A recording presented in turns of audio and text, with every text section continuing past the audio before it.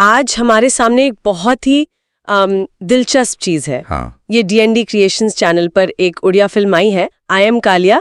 उसके टीजर का एक छोटा सा संवाद है। अच्छा, आई एम कालिया सुना है मैंने। हाँ, इसमें हरिहर महापात्र, अनानिया ली ब्लिस जैसे कलाकार हैं। हाँ। और सुनने में तो ये भी आया है कि ये 2025 में वो बाहुड़ा के आसपास आ सकती है। हाँ बिल्कुल। और ये जो छोटा सा अंश है ना संवाद का, ये अपने आप में काफी कुछ कहता है, ऐसा लगता है। वही तो। इसमें जो भाषा का इस्तेमाल हुआ है वो बड़ा ध्यान खींचने वाला है। बिल्कुल, जैसे शुरू होता है वाओ ब्यूटीफुल स्टैंडर्ड से, एकदम अंग्रेजी। हाँ। फिर अचानक से जगन्नाथ, कालिया जैसे नाम आते हैं, बिल्कुल पारंपरिक।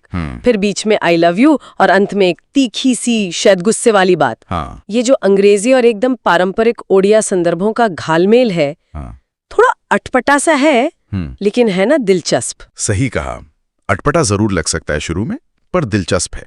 और यहाँ देखो, कालिया जो है वो भगवान जगन्नाथ का ही बहुत लोकप्रिय नाम है। हाँ पता है, उड़ीसा की संस्कृति और आस्था के बिल्कुल केंद्र में। बिल्कुल। तो फिल्म का नाम आई एम कालिया सीधा सीधा इसी गहरे जुड़ाव की तरफ इशारा कर रहा है। अच्छा।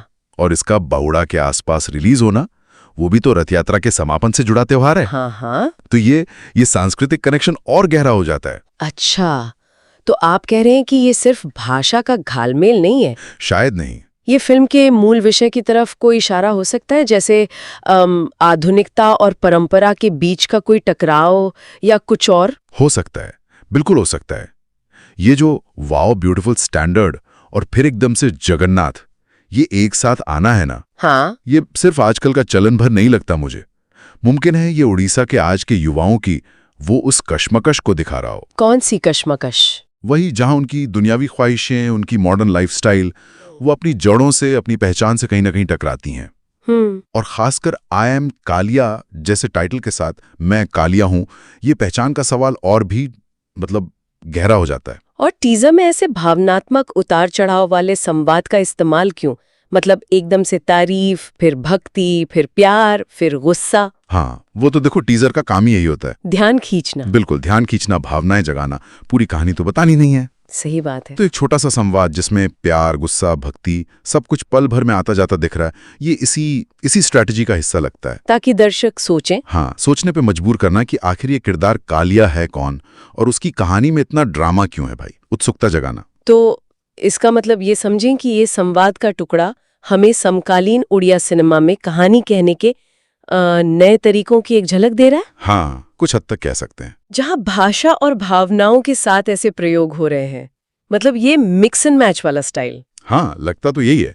ये दिखाता है कि कैसे फिल्ममेकर शायद पारंपरिक पहचान के मुद्दों को आज की भाषा, आज की संवेदनाओं के जरिए पेश करने की कोशिश कर रहे हैं। तो ये सिर्फ कहानी नहीं बदल रही, शायद कहानी कहने का तरीका भी वो भी बदल रहा है। ये वाकई दिलचस्प है। एक छोटा सा संवाद और उससे इतनी पर्दे खुल सकती हैं। बिल्कुल। और यहाँ ना एक सोचने वाली बात ये भी उभरती है। क्या?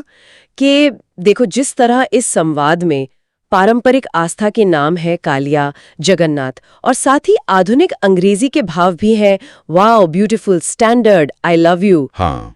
तो ये जो मिश्रण है, ये उड़ीसा की आज की कहानियों में परंपरा और मॉडर्निटी के रिश्ते के बारे में असल में क्या बताता है? अच्छा सवाल है। क्या ये सिर्फ एक स्टाइल है, एक फैशन है, या इसके कुछ गहरे सामाजिक मायने भी हैं? ये दर्शकों के लिए क्या मायने रखता होगा? हाँ, ये दर्शकों के मन में अपनी पहचान, अपनी सांस्कृतिक विरासत को लेकर किस तरह के सवाल खड़े कर सकता है, इस पर गौर किया जा सकता है। ये सोचने वाली बात है।